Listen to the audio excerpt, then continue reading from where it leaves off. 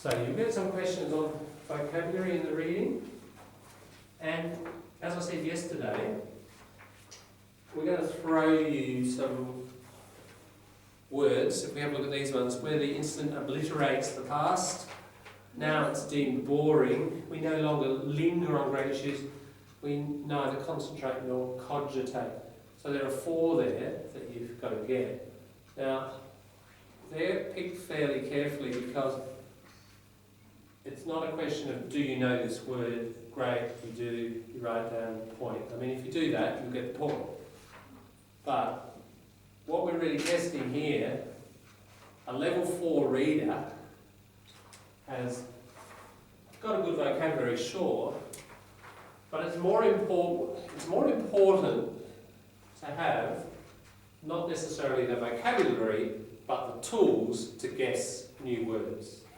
That's what being a good reader is. It's not necessarily having the words already, it's having the tools to attack new words. So it's what we call word attack skills. So what we're really doing with this is assessing your skills and not your knowledge. Because in our view, and the view of the people who write the ISLPR, the philosophy as English teachers, it's not what you know, it's how do you have the tools to add to the words that you already know. That's ultimately going to make you a strong reader, and that's going to guarantee probably that over the next few years you get to level 5, isn't it?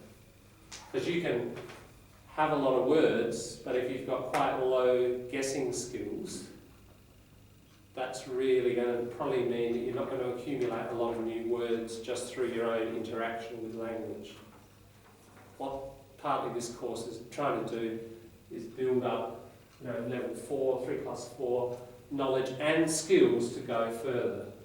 I think hopefully you've seen throughout the course the emphasis has been on those strategies, those resources to keep going. So what does that mean? It means that those words have been selected because if I put on my hat and imagine I didn't know those words, there are enough clues in the environment to be able to guess fairly accurately what those words mean. So your job is to do that guessing and write down not just the final product, but write down the process as well. How did you get there? So it's very similar to, remember, in learning mathematics, certainly in high school, you get the right answer, but that's not all that matters, is it? It's how you got there, all those steps. And usually the teacher gives you points for the key steps. And even if you've got the right answer, that might only be 20% of the marks. You've got to show how you got there. It's the how, rather than the what. Yep. So that's what you've got to do here. You've got to show your working process. So what we're going to do is, before we actually tackle these, you might have done it individually, but what we're going to do now as a class is look at some of these skills, these word attack skills. How do you approach a new word? And how can you sharpen your guessing capacities? I've got a little toolbox here. I call it a vocabulary guessing toolbox. I'll just go through it generally, and then we'll try applying it to some words in this text. We'll apply it not to those words that are in the test, but to some others, get a bit of practice. Then we'll apply it to the ones in the test. Alright, your first question, as I've said to you a few times now, first question when you look at a new word, what part of speech is it? Am I looking at a verb, an action, a process? Is it a thing, a noun? Is it a describing word like an adjective, or a describing word that's describing a verb, an adverb? That's your first job. Once you do that, you've eliminated probably 75% of the 3 out of 4 categories, haven't you? This is what we call a process of elimination, collocation in English, a process of elimination, getting rid of things. Okay, it's not a verb, it's not a noun, it's not an adverb, it's an adjective. Alright, we've narrowed down the possibilities already. Okay. I'm just going to jump number 2. I'll jump number 2 and 3. Let's come down to number 4. Imagine you've worked out it's a thing. It's a noun I'm looking at here. This noun, next set of questions, is it concrete? Is it a physical thing? Chair, floor, cloud? Or is it abstract? Faithfulness, loyalty, trustworthiness. These are things, aren't they? But they're abstract. So can I tell, is it physical or is it abstract? Right, once you've got an answer to that, it's abstract. Again, you've eliminated a whole section. We're getting closer, slowly we're getting closer to the target. Is the noun, does it feel positive or does it feel negative or does it feel neutral? You could add neutral there.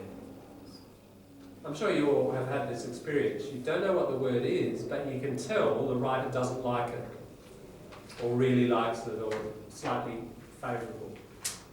So keep that we've talked about connotations for. Keep that as a tool that you might use. Okay, if it's a noun, nouns in sentences are usually the subject of a verb or objects, aren't they? Or indirect objects. So by looking at that, okay, it's the subject of this verb, and this verb, maybe it said contemplate. Something, X, we don't know what it is, contemplates. What can we tell about X? I'll write this up. Here's our unknown word.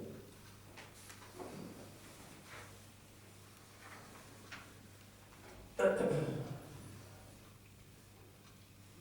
mean, many sentences, not all, have this sort of formula in English. Okay, so our verb is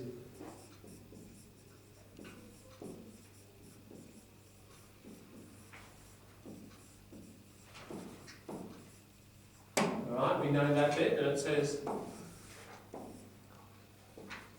alright, it's a noun. We figured out it's a noun. And we can tell from the sentence it's the subject. Right. There are certain things that we can tell immediately about that noun from that. So what, as I said, if it's the subject of what verb? Contemplate. Now the nature of that verb tells us something about the nature of this noun. Can this pencil case, can it contemplate the problem? No. Can the projector contemplate the problem? No. Right. Some of you are answering quite quickly because you consciously or unconsciously know what I'm talking about here. What can we tell about this noun? Abstract. It's not abstract. It's not an abstract thing. What about a person? It's got to be a person, doesn't it? It has to be human. It can't be abstract. It can't be loyalty or trustworthiness, because abstract nouns can't contemplate, can they? I mean, the noun who has ability to contemplate. That's right. Now, only humans have this. It could be an alien. Right? It could be a Martian. But it's going to be some sort of human, isn't it? So the way we got there is because we figured out it's a noun, but we looked at the verb, didn't we? And we realised it's the subject of that verb. So I'm just giving you one example of how this kind of thing can lead us back to figuring out what the nature of that thing might be. Now, it's not giving us the final answer, but each time it's reducing the possibilities, isn't it? And we get closer and closer to our target. Many times we don't actually hit the target, but you'd be surprised after we've done these, we'll play around with some words. You'd be surprised at the number of times that you can actually hit the target. I'd say it's 50% or more of the time. If you use all of these and you take your time and you get creative and more accurate with them, most of the time you can actually figure out words. Alright. So, do you see how that all works? The subject and the verb. It might be the object. Maybe that's the X. But by looking at what you do to something and what that verb is, if it's chopped, there's the verb, chopped. What's that thing? What do we know about that? Maybe fruits or veggies. Hmm? Fruit. Yeah, even think, let's think with this stuff, think categories. What we're trying to do is eliminate a category. Oh, it's not abstract, or it's not concrete, or it's not human, or it's not non-human. Yeah? Or, so, categories, what properties do we know this has? The human, the guy, alright, we know that, we know this. The guy chopped the... Concrete. It's concrete, right. It's physical. What else do we know about it?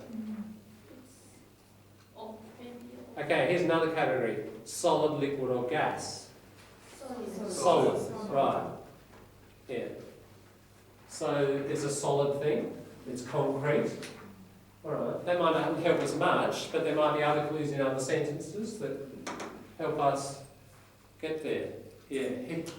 He went to the central market and then that probably might be vegetables. Or out on the farm, he unloaded the truck and then he chopped it's probably wood or something like that, isn't it? So Guessing the verb is very hard. I think verb is... verbs can be hard to guess. We'll get there in a minute. We're just at the moment on how you figure out nouns. Okay. All right. So there's an example with nouns. Next one. Yeah. Here's the verb. How do we guess the verb?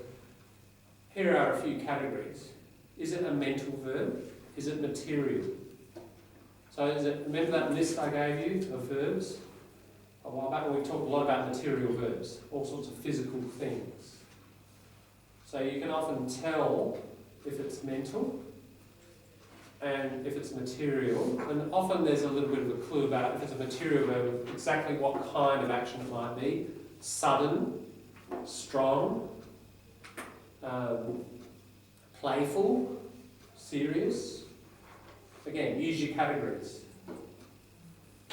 Is it positive or negative? You mean this one? Those ones are relational verbs. Which one you gave to this? I don't have it with me, but it's a long list of about 100 or more verbs. Anybody got that with them? And we just did a few on the first page. It was A, B and C. It was alphabetical order. And I said, you should work through these and work on the unknown, the ones you don't know. That's it, Kate. Thank you. There's a list of verbs. If you can please bring it. Yeah. So who doesn't have that one? I'm going to print some more off. That's a pretty important list of verbs to work through. Okay. Positive or negative? I mean, think of verbs like I really love, I really hate, two extreme examples. I despise, negative, isn't it? Often we can tell something's negative and we may not know its meaning. Again, we're working with categories. It's not positive, it's something negative. Okay. Who or what is the subject of the verb? So it's kind of the opposite. You don't know that, but you know that. It's something a human does. So it could be mental. If it says it's a truck, can it be a mental verb? No. Right, so straight away we get rid of that category, don't we? What we're doing is playing with categories, and through a process of elimination or identification, slowly getting closer and closer to which particular thing it is by narrowing down the categories. Who or what is the object? So the verb, what about if it was that? There's the object. The something did the idea, what kind of verb is that going to be? Okay. Is it going to be a physical thing? No. No, it's going to be mental verb, isn't it? Alright. And we might realise from the rest of the environment it's a negative mental verb. You know, we're starting to put these things together. It's negative, it's mental, it's done by a human, etc. So, Yeah. can you explain it again? What is the mean negative? I'm just saying that Can you give through example? this, we've worked out that it's a mental thing. Yes. Now, it might have said, Can you give example? yeah, Yes. yeah, okay.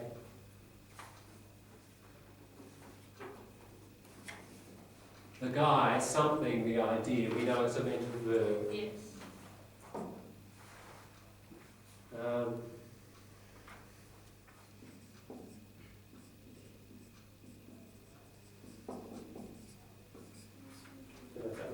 the guy reluctantly, something, the idea. So reluctantly, he didn't really want to do it, but he did it. That, therefore, might suggest that it's a negative thing, yeah, something he didn't want to do. Yeah, so there might be clues. It might be in the sentence, or it might be the sentence before or after, but we can just tell that it's something he didn't like or was a problem. Yeah. Thank you. Yeah. For example, what verb you use? He reluctantly didn't, or he reluctantly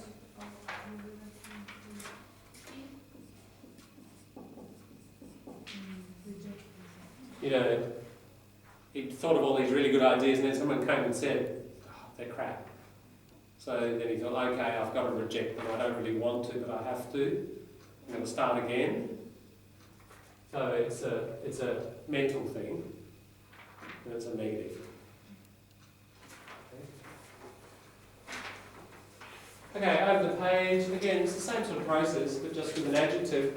Adjectives describe nouns, don't they? So if we've got an X,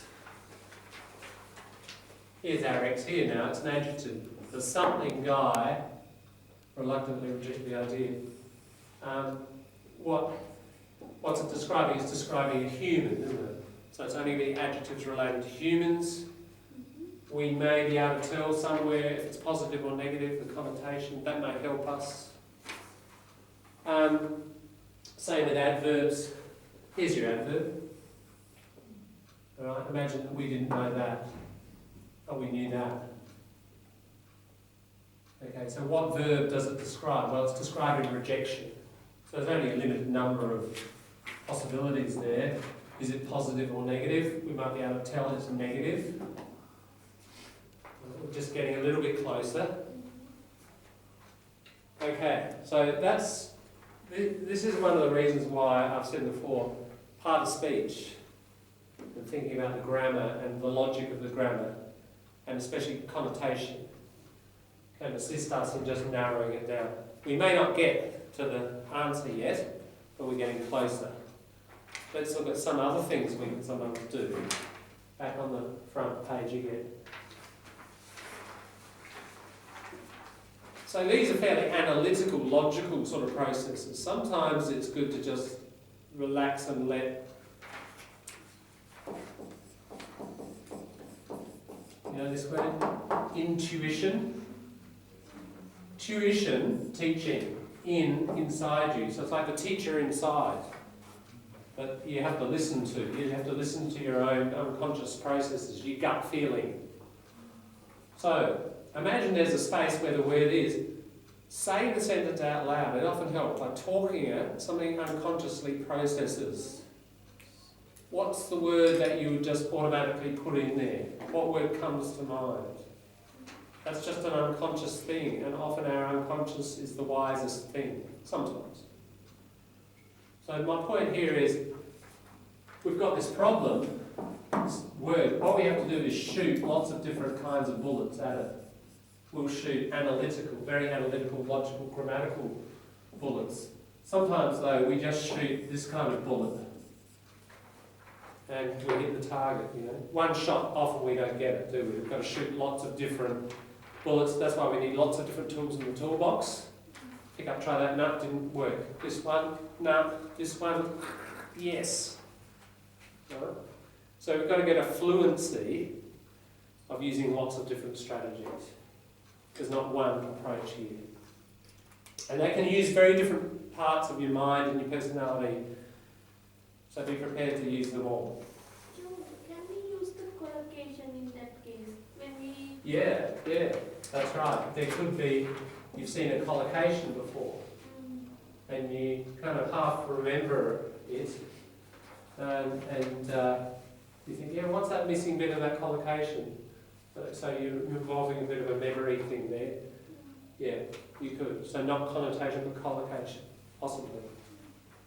Yes, that's a good one. So what English word would fit here? What about other possibilities? Consider the general meaning and context of the whole sentence and situation. So sometimes there's a sentence before and a sentence after. There's a tendency for people just to think about that sentence and try to figure it out just within there. It's very common that somewhere back here there might be a clue that helps you figure out that, or even something 2 lines later, something here that can give a clue. So read quite broadly around. I've had some interesting cases, I can't remember it now, where something way back in an earlier paragraph actually gave a clue to something a lot later. So be prepared to range quite broadly in gathering clues to attack these points. There's a tendency to overly focus on the immediate neighbourhood. Yeah. Number 3. We've talked a lot about language being metaphorical. Now, especially if it's a little idiom, or I've given many examples of how there are metaphors in words, and often we get the full meaning by understanding the metaphor. I haven't got an example here. I'm just introducing the general ideas. We're going to use the Philip Adams to find examples, and I bet we'll find examples in there, he uses them quite a lot, where he's using something metaphorically. And if we get the metaphor toolbox out, the tool out, the metaphor hat and put it on, suddenly we understand. So just have that tool ready. Okay, right over the back, jumping around a bit. 7, we've done 8. Just even the look of the word. Sometimes the look of it. Does it look like other English words? Maybe you need to write them out on a bit of paper. And then think, is there any relationship? It could be accidental. Often is, but often it's not. And it might just give a way in. Can you look at several words? Maybe there's a little pattern. And you can think of more than one English word. 3. And this word. And if you think about it, actually there's also something in common with all of them. That might give you a clue. 9. We've started a little bit of this, but we need to do quite a bit more. Latin, Greek, German, these are our main contributors to English. And the more roots you know, I've demonstrated this quite a few times, the more they can help us figure out new words. So again, if you bring along your etymology, history of words toolbox, with all your 87 roots that you know, you might be able to apply them in this case. Maybe, maybe not. All of these things, maybe, maybe not. That's just why we have to shoot lots of bullets, use lots of tools. Hopefully we crack it. As I say, my estimate would be 50% of the time we actually... It might not be just that one that gets us there. It might be that one, plus our work on metaphor, plus the root. 3 different things. And each one gives us a little bit more information and helps us finally arrive at the target. Yeah? Do you have an example for the guessing suffix of purpose or the root? For example, yeah, let's see if I can see one in Philip Adams. That's the theory, all right? So what I want to do now is the practice. Let's let's look at Philip Adams now with these new eyes. We're just going to look for vocabulary. Let's ignore the words that are in the test. I think there are plenty of other words that you don't know, and I'm going to enjoy being especially cruel to Lynn, who's naughty, looked up all those words in the dictionary. Remember, this is why I said don't use your dictionary. We'll just put that sitting there so I can sort of look at you. Now, what I want you to do. I lost something now. Let's. Do you feel lost? All right, let's spend 5 minutes. Just what I want you to do is now just scan the piece. You know it fairly well. Just for unknown words. Now they'll be slightly different for everybody here.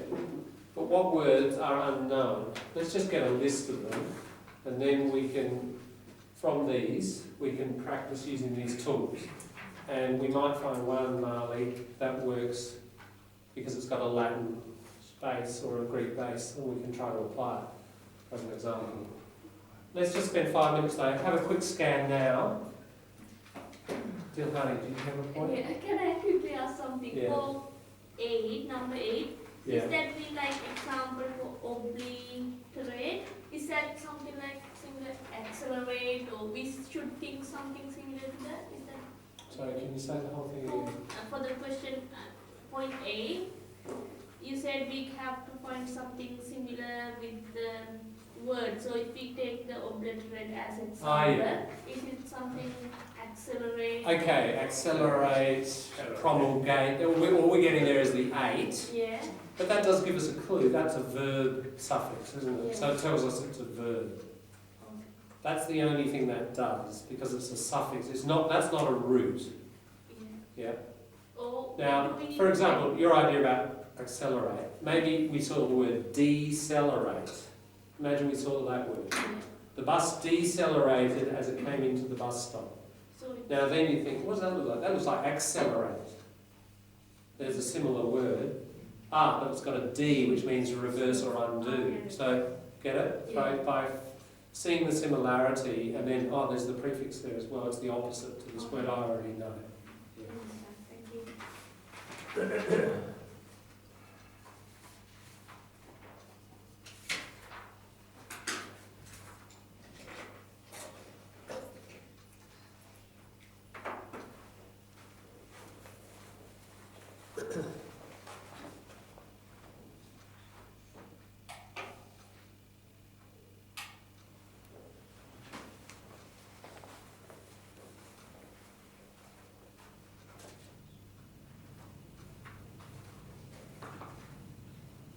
Okay, so it'd be nice to get a bunch of words, and it doesn't matter if somebody in the class knows them.